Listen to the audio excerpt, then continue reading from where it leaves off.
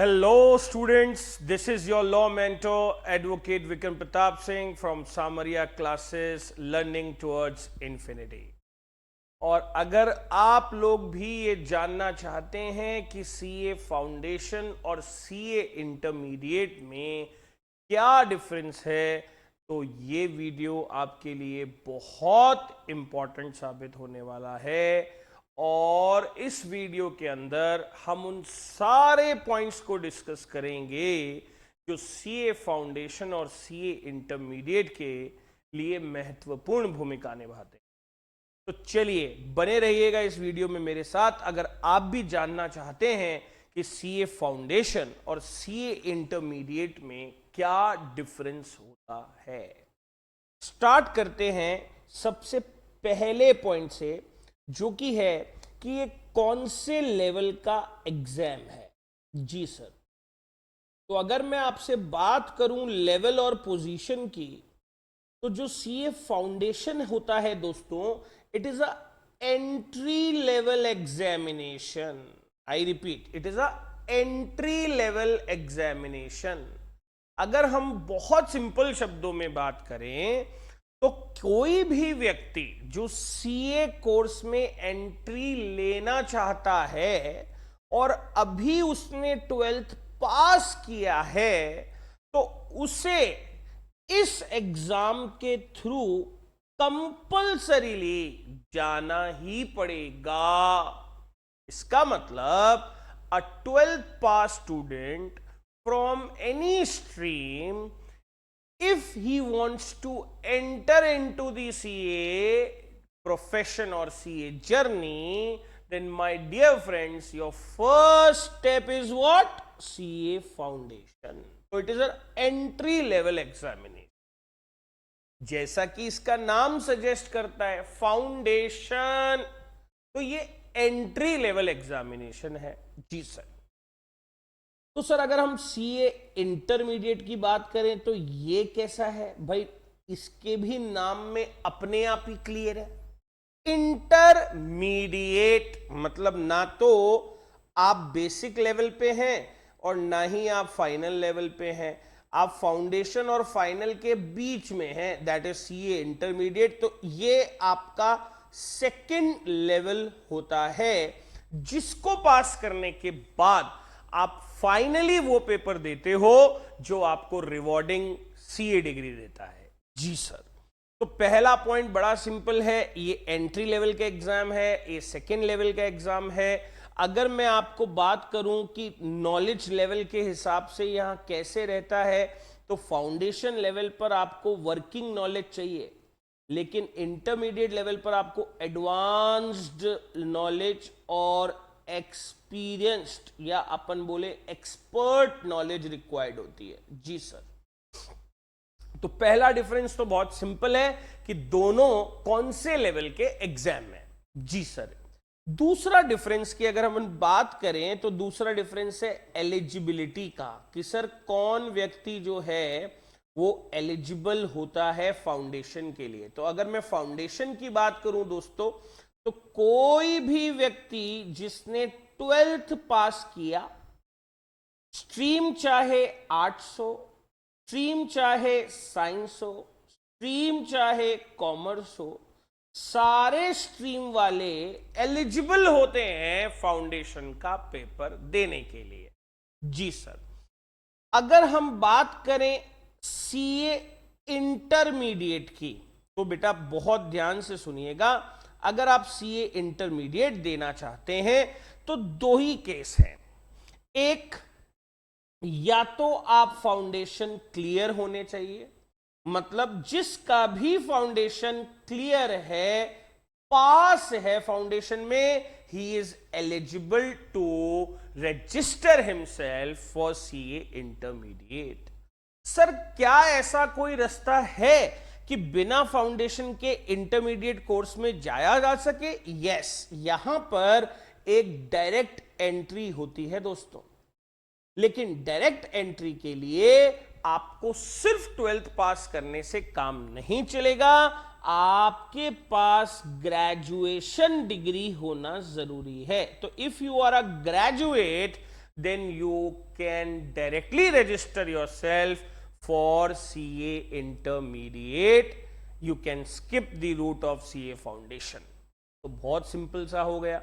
अगर आप 12th बाद CA फाउंडेशन करते हैं, उसमें अगर पास होते हैं तो CA इंटर में बैठ सकते हैं, अन्यथा जब तक पास नहीं होंगे इंटर में रजिस्ट्रेशन नहीं हो सकता। जी सर। दूसरी बात, अगर आप ग्रेजुएट हैं तो आप डायरेक्टली CA इंटरमीडिएट एग्जाम में बैठ सकते हैं। जी सर। अब मैं आता हूं हमारे तीसरे डिफरेंस पर, जो कि है सब्जेक्ट्स। कि अगर मैं फाउंडेशन के कोर्स की बात करूं तो उसमें कितने सब्जेक्ट्स होते हैं, उसका स्ट्रक्चर क्या होता है कोर्स का, और कॉम्प्लेक्सिटी के लेवल की भी हम इसमें बात करेंगे, ताकि आपके सारे एस्पेक्ट, सारे डाउट्स एक सिंगल वीडियो में क्लियर हो जाए। अगर आप लोगों को ये वीडियो इंटरेस्टिंग लग रही है तो हमारे चैनल को लाइक कीजिए, सब्सक्राइब कीजिए, और हां, बेल आइकन को दबाना मत भूलिएगा, बिकॉज अगली बार ऐसा कोई इंपॉर्टेंट वीडियो आएगा तो वो आपसे मिस ना हो जाए दोस्तों। जी सर। तो अगर मैं बात करूं सब्जेक्ट्स की, तो बेटा CA फाउंडेशन के अंदर 4 सब्जेक्ट्स आपके पास होते हैं। जी सर। कौन कौन से 4 सब्जेक्ट्स? तो इसके अंदर आपके पास आता है अकाउंट्स, इसके अंदर आपके पास आता है बिजनेस इकोनॉमिक्स। जी सर। इसके अंदर आपके पास आता है mathematics, maths, stats, logical reasoning.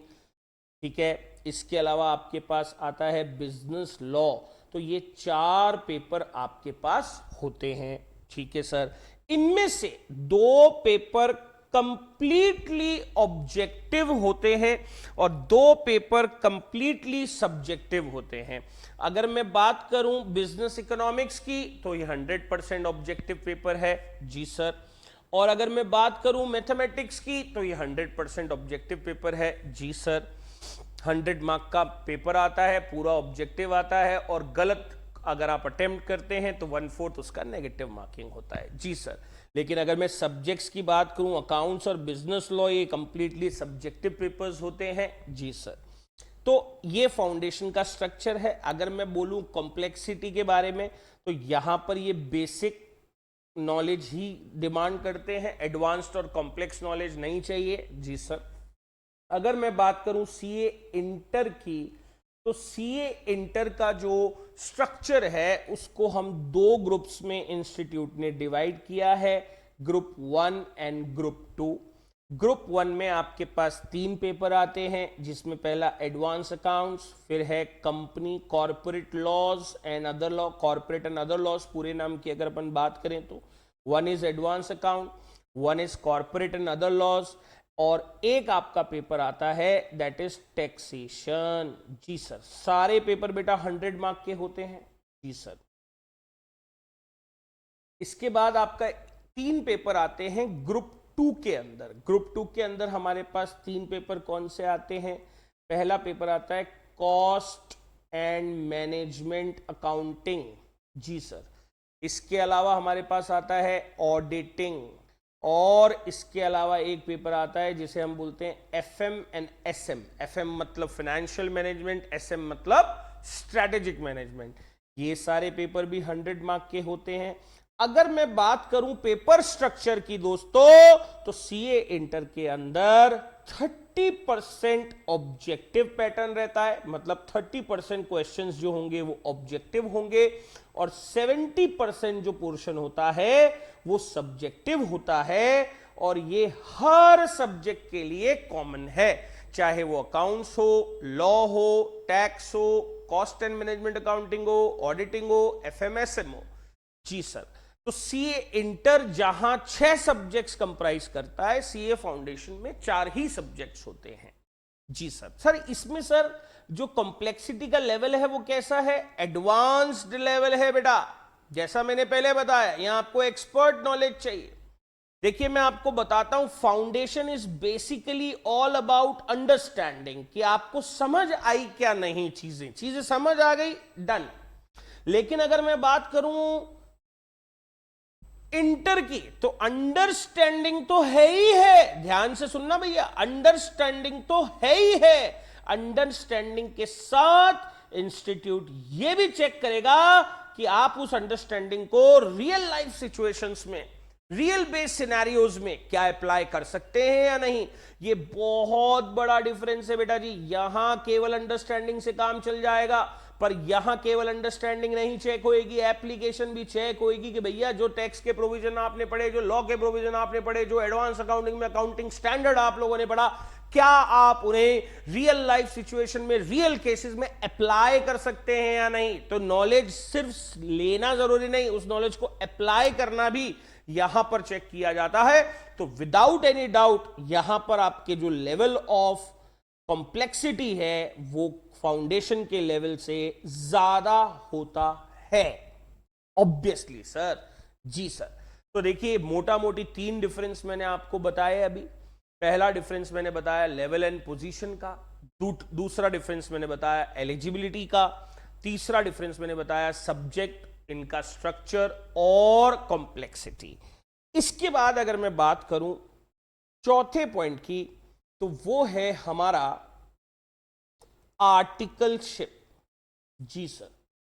Sir articleship क्या होती है? देखिए बेटा, थ्योरेटिकल नॉलेज, थ्योरी की नॉलेज होना जरूरी है, बट इस थ्योरी को प्रैक्टिकल लाइफ में, इंडस्ट्री में कैसे अप्लाई करना है, ये चीज आप सीखते हैं आर्टिकलशिप के दौरान। जी सर। जहां आप एक चार्टर्ड अकाउंटेंट्स के सुपरविजन में अपने आप को रजिस्टर कराते हैं और आप इंडस्ट्री की वैल्यूएबल इनसाइट्स कि सीए इंडस्ट्री में क्या चल रहा है, कैसे काम होता है, ये सब सीखते हैं। इस दौरान आप ऑफिस जाते हैं, ऑफिस जाके सीए क्या काम करता है उन्हें हेल्प करते हैं, वो काम आपको असाइन करते हैं, वो काम आप करते हैं और साथ साथ अपनी फाइनल की पढ़ाई भी करते हैं। तो आर्टिकलशिप की जहां तक बात है, फाउंडेशन के बाद आर्टिकलशिप की कोई रिक्वायरमेंट नहीं होती, लेकिन सीए इंटरमीडिएट का दोनों ग्रुप या एक ग्रुप, बात को सुनिएगा, अगर आपके ग्रुप 1 या ग्रुप 2 में से एक ग्रुप भी पास है, एक ग्रुप भी पास है, सर अगर दोनों है तो बहुत ही अच्छा है। अगर एक ग्रुप भी पास है तो आप अपने आप को रजिस्टर करा सकते हैं आर्टिकलशिप के लिए। You can register your self for articleship and you can start doing your articleship. तो यहां एक और पॉइंट आ गया कि कई बार ऐसा हो सकता है कि आपका एक पेपर क्लियर हुआ हो, जी सर, और आपने आर्टिकलशिप चालू कर दी हो, जी सर, तो आपको दूसरे ग्रुप की पढ़ाई के लिए, से फॉर एग्जांपल आपका ग्रुप 1 हो गया तो आपको ग्रुप 2 की पढ़ाई भी करनी है और साथ में आर्टिकलशिप भी हैंडल करनी है, तो यहां थोड़े से टाइम मैनेजमेंट का इशू भी आता है। थोड़ा सा आपको ऑफिस और अपनी स्टडीज इन दोनों को मैनेज करके चलना पड़ता है, बैलेंस करके चलना पड़ता है, पर यह सब आपको फाउंडेशन लेवल पर फेस करने की कोई आवश्यकता नहीं होती है। जी सर। इसके बाद एक डिफरेंस और आता है जिसे हम बोलते हैं मैंडेटरी ट्रेनिंग। डियर स्टूडेंट्स ध्यान से सुनिएगा, अगर आप सीए फाउंडेशन करते हैं तो उसके बाद कोई मैंडेटरी ट्रेनिंग नहीं होती है, लेकिन सीए इंटरमीडिएट के बाद you have to go through a training which is compulsory. Compulsory 4 हफ्ते की ट्रेनिंग होती है जिसमें आपका ओरिएंटेशन, अब आप बोलेंगे सर ये ओरिएंटेशन क्या होता है, ये एक प्रकार की ट्रेनिंग होती है जिसमें आपको सीए फील्ड के बारे में अवेयर किया जाता है, बताया जाता है, इंट्रोड्यूस किया जाता है अगेन इंडस्ट्री के बारे में, सीए के बारे में, और इसके साथ साथ आपको एक आईटी ट्रेनिंग से भी गुजरना पड़ता है। 4 वीक की ये ट्रेनिंग होती है, इसे ICI TSS ट्रेनिंग भी कहा जाता है।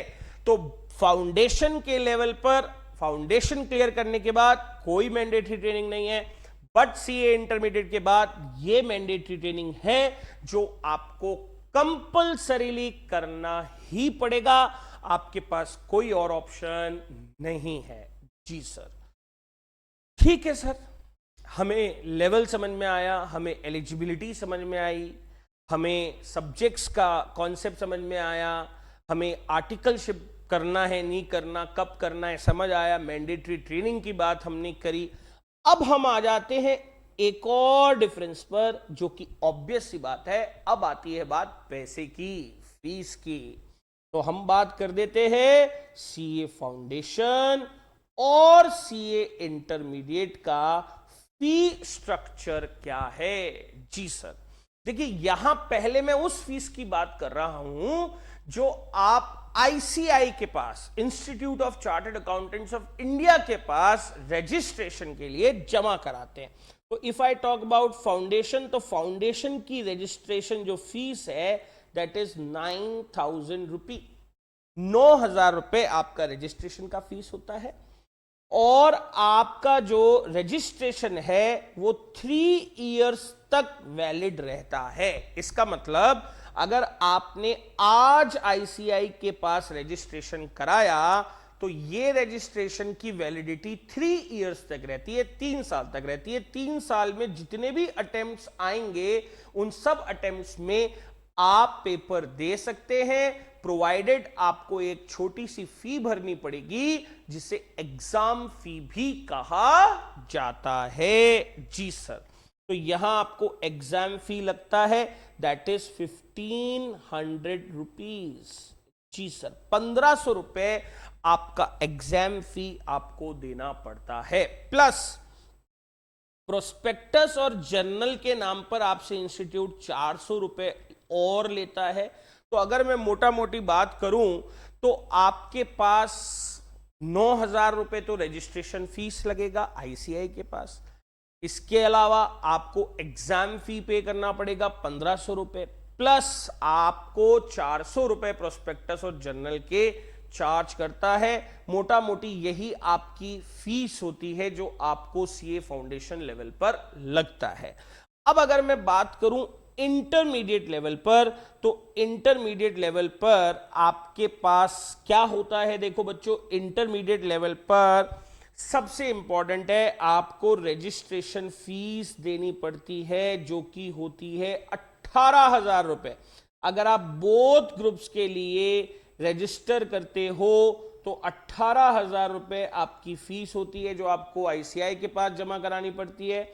और अगर मैं बात करूं सिंगल ग्रुप की, भाई कोई बच्चा कहता है सर मैं तो सिंगल ग्रुप दूंगा, तो उस सिचुएशन में आपको 13,000 रुपए की फीस देनी पड़ती है। तो बोथ ग्रुप के लिए फीस स्ट्रक्चर अलग है और सिंगल ग्रुप के लिए फीस स्ट्रक्चर अलग है। जी सर, इसके अलावा अगर मैं बात करूं तो आपको एग्जाम फी भी देनी पड़ेगी। और मैं एक बार बताना भूल गया, आपको 5 साल तक ये रजिस्ट्रेशन वैलिड होता है। तो जैसे मैंने आपको बताया कि फाउंडेशन में आप रजिस्ट्रेशन कराते हैं तो वो रजिस्ट्रेशन 3 साल तक वैलिड होता है। 3 साल तक जितने भी पेपर्स लगेंगे आप सब में एग्जाम फी भर के और एलिजिबल हो देने के लिए।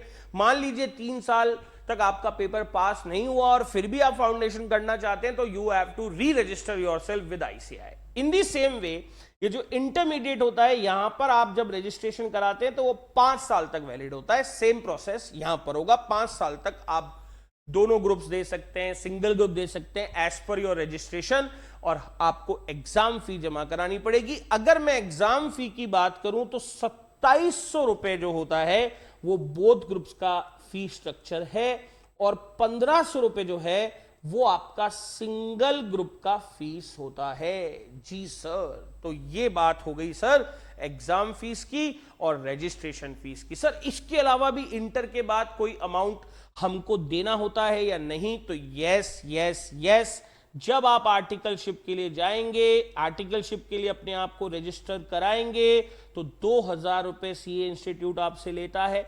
इसके अलावा 6,500 रुपीज आपसे आईटी ट्रेनिंग के नाम पे लिया जाता है। और इसके अलावा अगर मैं आपसे बात करूं तो आईटी ट्रेनिंग 6,500 रुपए आपसे लिया जाएगा। अगर मैं बात करूं आर्टिकलशिप की तो 2,000 रुपीज आपसे आर्टिकलशिप के नाम पर लिया जाता है। और अब हम बात करते हैं आपकी कोचिंग की। अरे सर अभी तक इतना पैसा लग गया, अरे बेटा अब बात हो रही है कोचिंग की। तो सर अगर आप कोचिंग करने जाएंगे तो लगभग लगभग 50 से 60 हजार, ये एक मैं रेंज दे रहा हूं, एवरेज बता रहा हूं आपको, 50 से 60 हजार रुपए आपको कोचिंग के लिए चाहिए सीए फाउंडेशन का, और लगभग लगभग 80 हजार से 1 लाख रुपए तक का जो ये फी होता है, ये एवरेज लगता है किस चीज के लिए? इंटर की कोचिंग के लिए। जी सर। तो अगर आप कंपेयर करें दोस्तों तो देखिए ये बात तो बिल्कुल सिंपल है कि अगर आप फाउंडेशन का एफर्ट डालकर और इंटर में पास करने की सोच रहे हैं तो नहीं होगा। सेम एफर्ट में सीए इंटर नहीं होने वाला है, आपको अपना एफर्ट बढ़ाना पड़ेगा, क्योंकि आज का वीडियो देखने के बाद आपको समझ आ गया होगा कि इंस्टीट्यूट आपसे बहुत कुछ एक्स्ट्रा डिमांड करता है। जैसे कि मैंने बताया, in terms of your understanding and application, CA inter is entirely different from CA foundation. जी सर। आर्टिकलशिप हो गया, इसके बाद मॉनेटरी मैंडेटरी ट्रेनिंग हो गई जो सीए इंटर के बाद आपको लेनी है। और फीस की अगर हम बात करें तो रजिस्ट्रेशन और एग्जाम फी, ये तो मोटा मोटी फीस है जो लगेगी ही लगेगी, प्लस आर्टिकलशिप रजिस्ट्रेशन के टाइम पर भी आपकी एक फीस लगती है, और आईटी ट्रेनिंग जो मैंने आपको बताया कंपलसरी ट्रेनिंग होती है, इसकी भी फी आपको देनी पड़ती है। जी सर। ये फीस सब्जेक्ट टू चेंज है, इंस्टीट्यूट इसको टाइम टू टाइम चेंज भी करता रहता है। तो आपका अटेम्प्ट जब भी हो, जो भी फीस हो, वो आप देखकर कर सकते। जी सर। ऐसे ही और इंफॉर्मेटिव वीडियोस के लिए देखते रहिए हमारे चैनल को, फॉलो करते रहिए हमारे चैनल को। This is your law mentor Vikram Pratap Singh signing off. Thank you very much.